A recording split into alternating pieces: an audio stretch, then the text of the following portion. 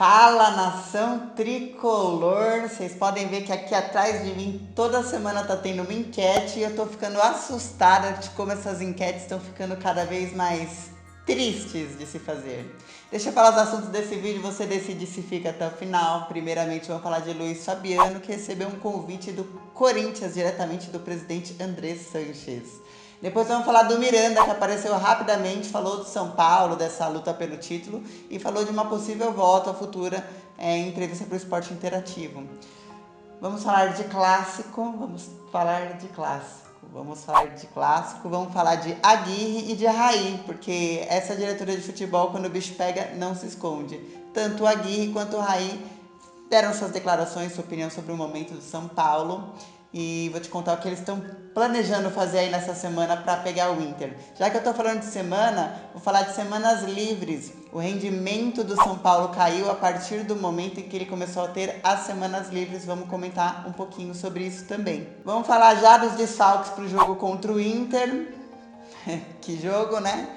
E vamos falar de uma notícia que pegou todo mundo de surpresa na quarta-feira, que foi a rescisão contratual do Regis com o São Paulo. Aliás, do São Paulo com o Regis. Vou te contar os motivos, todo mundo falou bastante sobre esse assunto. Segue aí no vídeo, mas antes, dá um like aqui embaixo.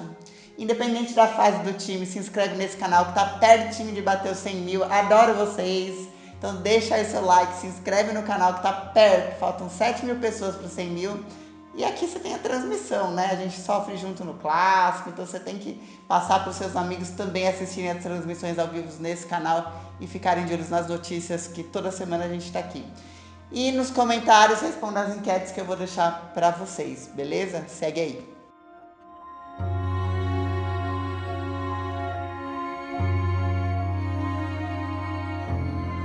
Vamos falar primeiro de assunto chato, vamos falar primeiro de Luiz Fabiano. O Luiz Fabiano encontrou o presidente do Corinthians num evento agora no último final de semana.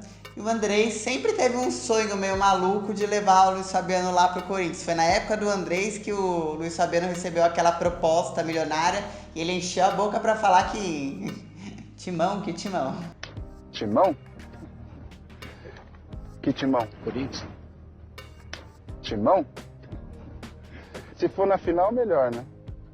Em cima do Corinthians, melhor ainda. Se eu quisesse ir pro Corinthians, eu tinha ido. Se eu tivesse um pouquinho de sentimento pelo Corinthians ou vontade de jogar no Corinthians, eu tinha ido. Porque a proposta do Corinthians foi a melhor que eu recebi. Que com todo orgulho, ele pagou inclusive multa para vir aqui pro São Paulo, todo mundo sabe dessa história. O Fabiano honrou e ainda disse não pro Corinthians, ainda foi lá, deu drible na vaca no Cássio. Passa aí, editor, para todo mundo relembrar. Vivo passe do clássico. Gigantes também levam meia-lua. Em posição legal, nada de ficar parado na esquina. O São Paulo tá na frente. O São Paulo... É hora de correr feito um Bolt. 2-1. É sempre muito perigoso. Olha o raio.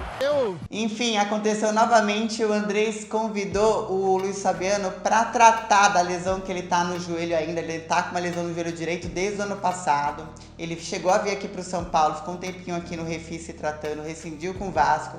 Teve aquela história de volta a Luiz Fabiano, se encerra aqui, mas ele ainda tá lesionado. Aí agora ele tá se tratando lá na Ponte Preta, encontrou com o Andrés, que perguntou se ele tava melhor, ele falou que ainda tava em tratamento. O Andrés falou, vem pro Corinthians, vem se tratar aqui, a gente conversa. A assessoria do Luiz Fabiano falou que realmente houve o convite, mas ele tratou como uma proposta informal, como uma brincadeira. A Luiz Fabiano sendo Luiz Fabiano, né? Vamos matar rapidamente também um assunto sobre o Miranda. O Miranda concedeu uma entrevista exclusiva para o Esporte Interativo e perguntaram para ele se ele está acompanhando a atual fase do São Paulo. Foi antes do clássico. E ele falou que estava acompanhando todos os jogos, está assistindo os jogos, está analisando, está na torcida pelo título. Acho que o São Paulo tem elenco para isso, acho que o São Paulo tem garra para isso.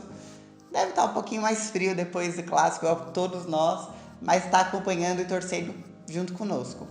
E aí o pessoal do Esporte Interativo perguntou que, obviamente, qualquer um que tivesse a chance perguntaria se quando ele pensar em voltar para o Brasil, para encerrar uma carreira, se ele voltaria para o São Paulo. Ele falou que a primeira opção dele é o São Paulo. Miranda sendo Miranda, obviamente. Quem quer o Miranda de volta no São Paulo? Fala pra mim, quem quer?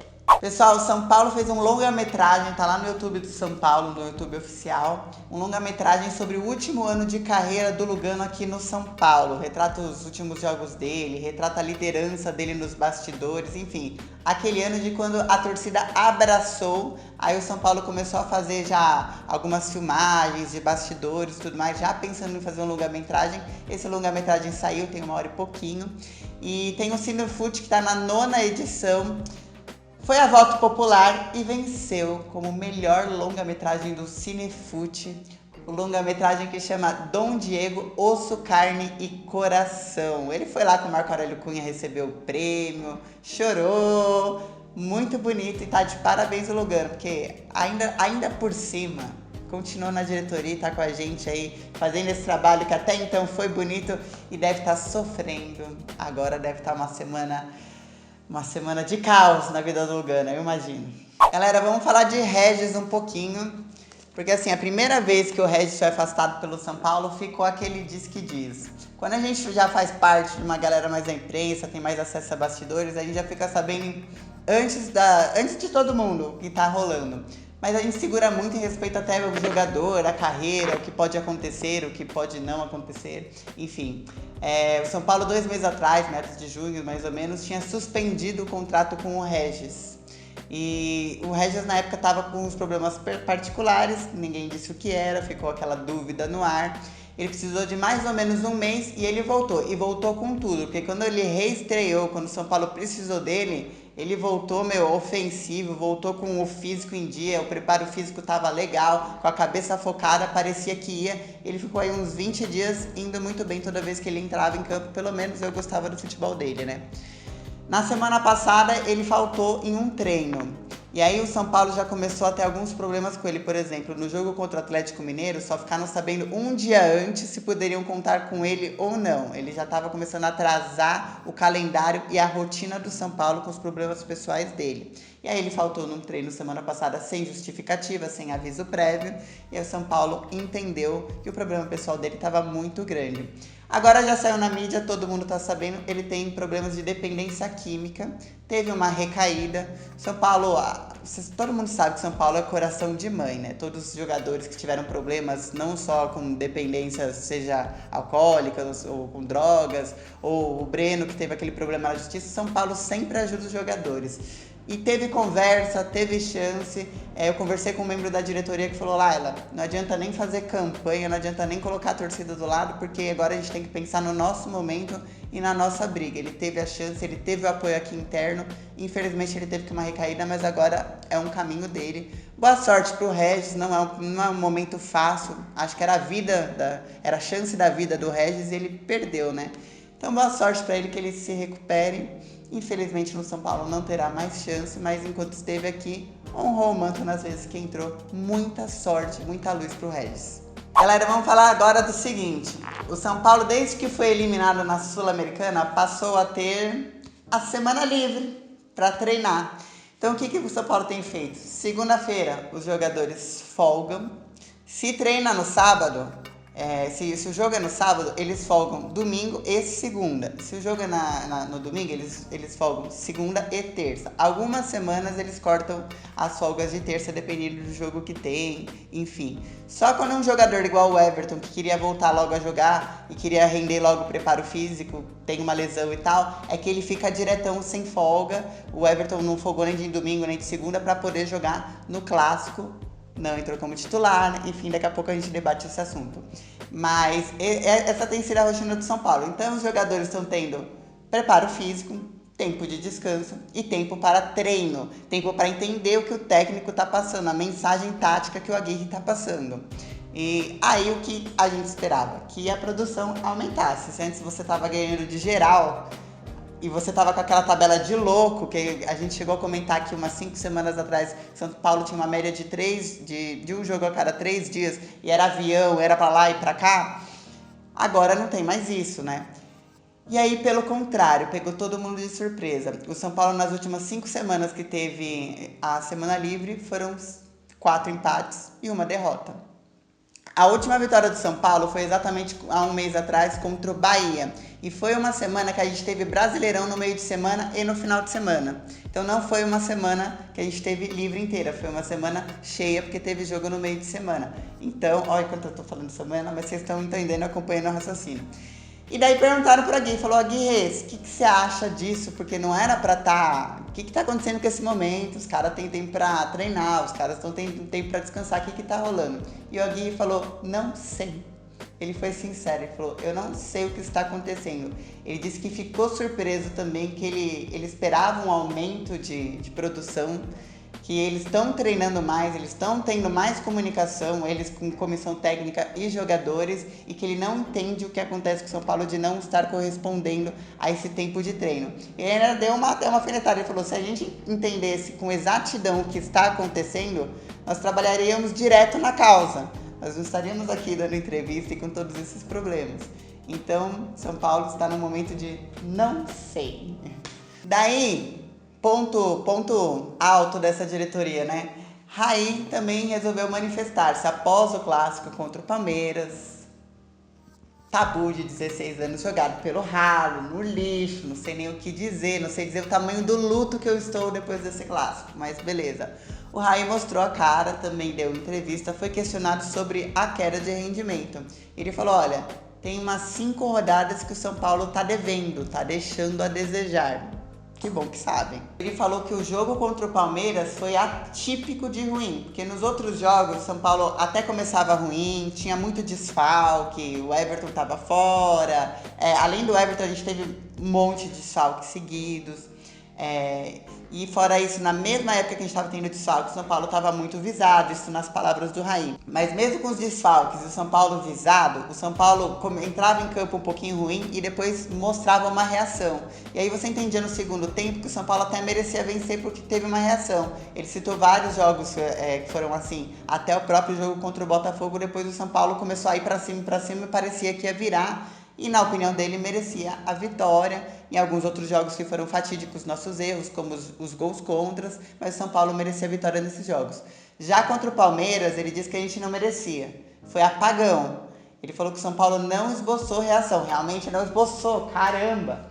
O próprio Raí falou que o São Paulo não merecia de maneira nenhuma esses 3 pontos e que estava muito abaixo do nível do Brasileirão, justamente no clássico que valia 6 pontos, que era considerado uma final antecipada. Por outro lado, o Raí diz que o grupo é muito bom, que é um grupo maduro, que ele aposta na maturidade do elenco para conseguir rever, para fazer uma autocrítica, uma autoanálise muito rápida para conseguir reagir. Então, reação tem sido de novo a palavra do São Paulo. Ano passado, em 2017, reação era a palavra do São Paulo porque nós queríamos reagir e sair da zona de rebaixamento. Agora o São Paulo procura reagir, pelo menos é para tentar chegar na liderança. O Raí falou que essa autoanálise, essa autocrítica que o São Paulo tem que fazer é essa semana e muito rápido. Não pode deixar ficar mais longe da liderança. Estamos a 4 pontos do líder, que é o Palmeiras. Então tem que ser agora. Raí, tem que ser hoje, segunda-feira, enquanto a gente grava aqui. Espero que o negócio já esteja acontecendo lá, né? Galera, agora vamos falar um pouquinho de críticas que o Aguirre tá sofrendo internamente no São Paulo, porque quando começa um momento desses, a política começa a dar uma fervida. E os conselheiros do São Paulo já entraram em ação e estão cornetando o Diego Aguirre por não utilizar a base, mas não são só os conselheiros, também a torcida também tá pegando no pé. Porque vamos lá. Tem Igor Gomes que subiu, tem o Brenner, vamos lá.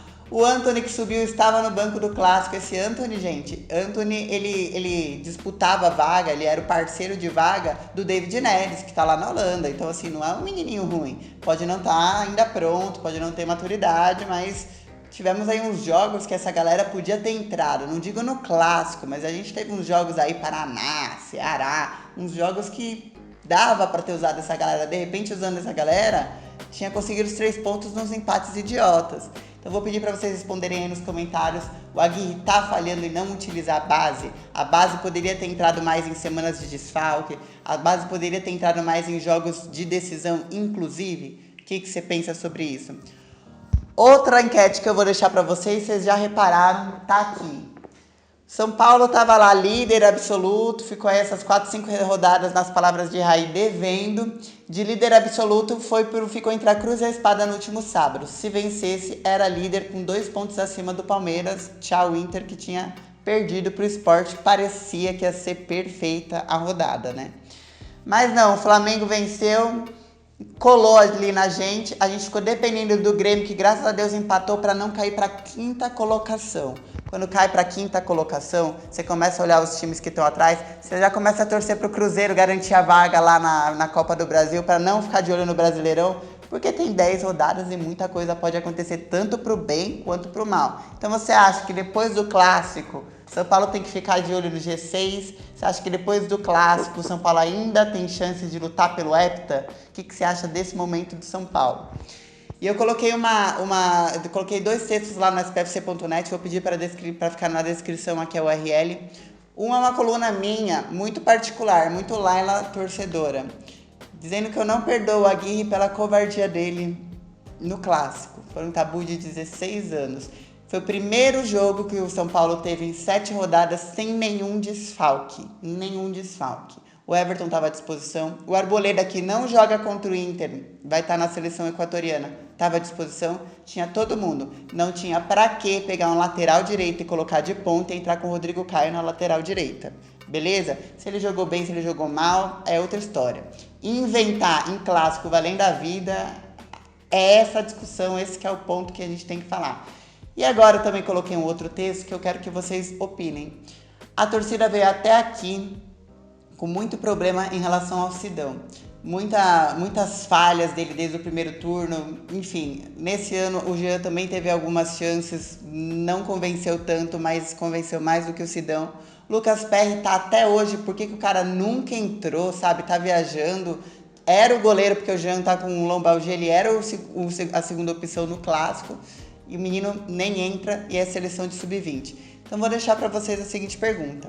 Quando começou essa crise de Sidão, o Aguirre bancou o Sidão, falou que ele era unanimidade, que a comissão técnica, que os preparadores de goleiros, que o elenco, todo mundo estava fechado com o Sidão. E ele pediu apoio da torcida. E teve. Galera, ele teve apoio pra caramba. Foram 58 mil pagantes quase assistindo essa vergonha contra o Palmeiras aqui no Morumbi. Quase 58 mil pessoas. Então teve muito apoio.